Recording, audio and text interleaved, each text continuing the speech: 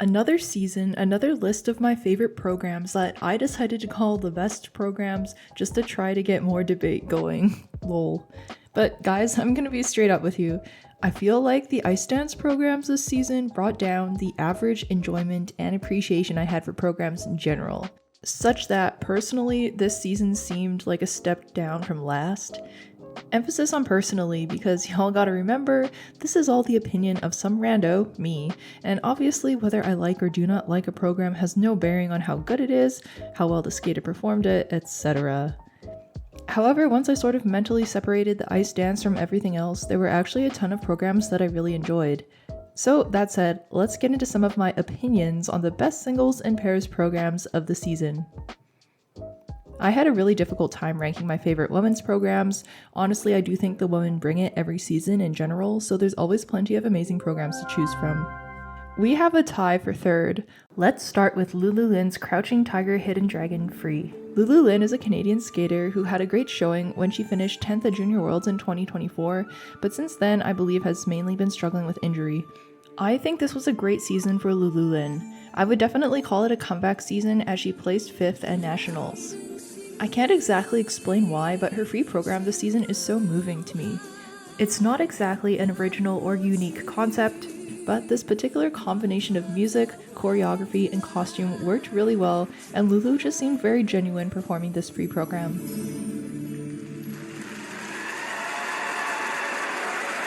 Tie for third is Star Andrews' Who Run the World Girls short program. When I saw this program at Skate America, Star really lit up the arena. Not to mention her overall score at this event was nearly 200, which is huge and a personal best, just in time to switch to pairs, of course. Her costume was stunning and she fully matched the mysterious and then upbeat energy of the program. I'm pretty sure this choice is going to be pretty rare, but what can I say, I love me some girl power.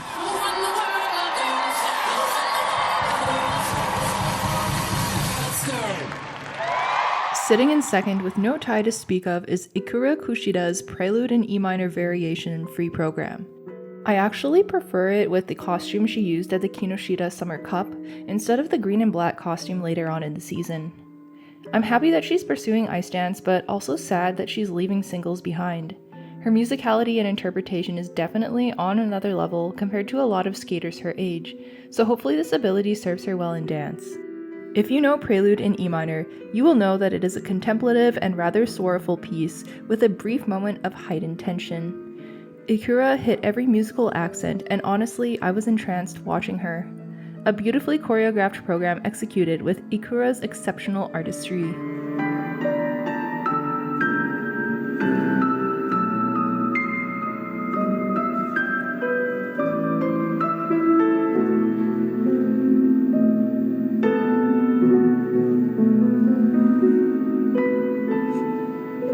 Hold on to your horses because we have a three-way tie for first, and each program very different and unique in its own way. First up, Yuna Aoki's La La Land Free Skate. This program is simply divine, but so is pretty much everything Yuna does, so I'm definitely not surprised.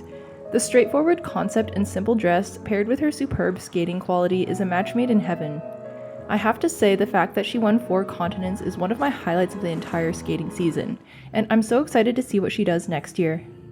One reason I went to Saskatoon for Skate Canada was to make sure I saw her before she retired, so who knows, maybe I'll be able to see her more than once now. Love the happy and upbeat vibe to the La La Land selection, which Yuna personified very well.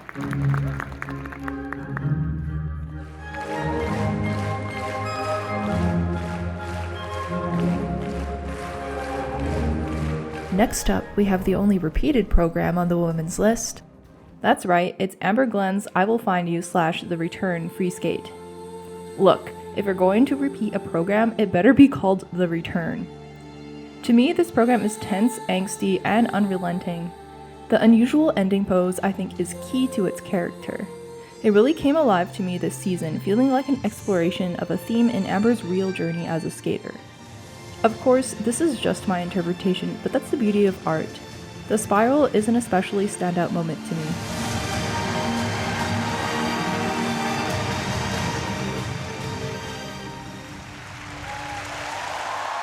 Our third skater in this three-way tie is Brecken Bresden with her retro short program to The Carpenters' We've Only Just Begun.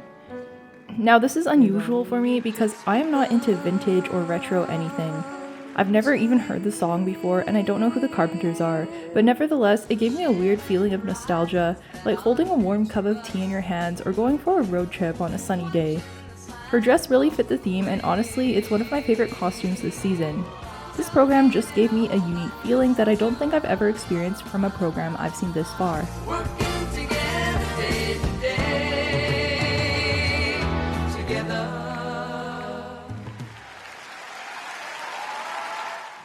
Now let's go on to the men. In third is Roman Sadovsky. He repeats on the best programs of the season list in third place, this time all by himself, with his photograph/Claire de Lune program. He actually had a pretty good season, so we got to see this program basically clean.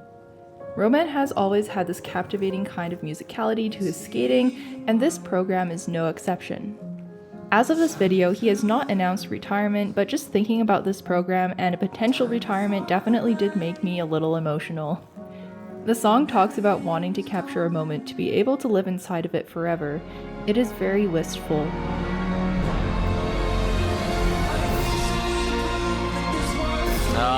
So perfect with the crescendo of the music. Another quad Sako again. We have a tie for second place with two young skaters.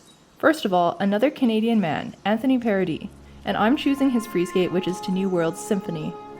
What can I say? Anthony eats down with each and every program. Absolutely love the wet hair effect, tattered tails of the gradient shirt, and the choreo sequence. The choreo sequence in particular at the height of the music is probably my favorite moment in a program of the entire season. It definitely feels thunderous and stormy, and Anthony's dedication to expression and performance carries that drama through to the onlooker.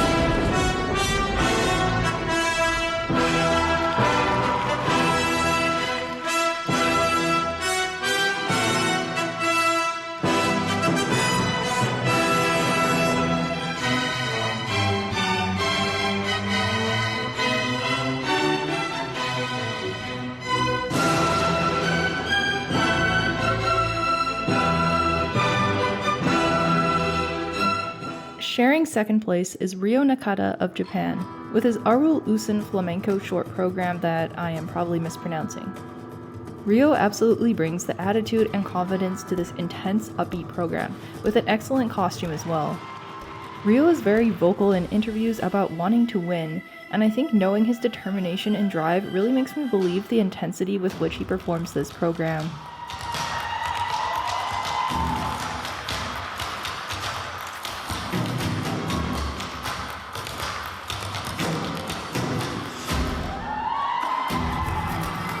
In first place, we also have a tie, although one of them I have to say I slightly prefer. First, Yuma Kageyama absolutely had to make this list, but I've gone with his short program to I Wish by Stevie Wonder over his Turandot Free. Now, before I get burned at the stake for not including Turandot on this list, I must acknowledge it's a masterful and beautiful program, but personally it just doesn't interest me as much as his short. The amount of sass, swagger, attitude, and aura that Yuma filled this program with was stunning, and I'm sad I didn't actually get to see it live. When he skated it clean, the jumps just pushed the wow factor over the top. I was so on board the Yuma OGM train after the first time I saw the video of this short from Dreams on Ice, it was unbelievable. Low-key, I went from being rather opinionless about Yuma to having to watch all his competitions after that point by peeking anxiously between my fingers when he jumped. I also adore the black and white shirt. One of my favorite men's programs of all time now. I feel like we don't see single skaters doing instrumental jazz very often, so it also felt unique in that way. Last on the list, and my personal ultimate favorite program of the season, is Kazuki Tomono's short program. I think people will understand this choice. I'm so happy I saw it live twice this season, and I was crushed when he wasn't selected for the Olympics, because I think this would have been such a hype moment on that big of a stage. I think we all know by now that Kazuki is going to select interesting music, and this song by Sophie Tucker, a group that makes what I can best describe as iPhone commercial type music, was something that I don't think just any skater could pull off. It's just a little bit strange. Kazuki's movement quality is so good, and the choreography throughout the entire program is superbly entertaining.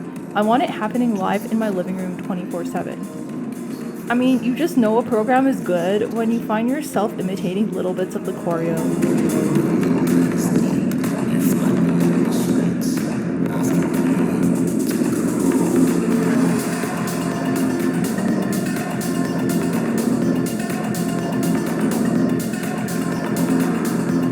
Finally, pairs. I'm open to criticism on this list because honestly, I don't watch pairs a lot outside of Canadian Nationals and the Grand Prix and Olympics, so I definitely haven't seen a lot. However, here are my top 3.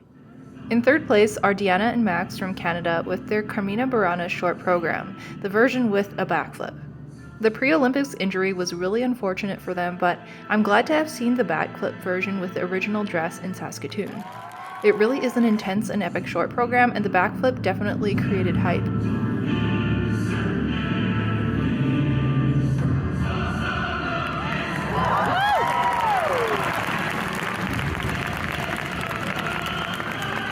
In second, from China, Sui and Han's Free Skate to a Tapestry of a Legendary Land by Lu Liang. I didn't see this live, but even watching via the Olympics stream, it was so good. I have no familiarity with the source material, but they really told a story.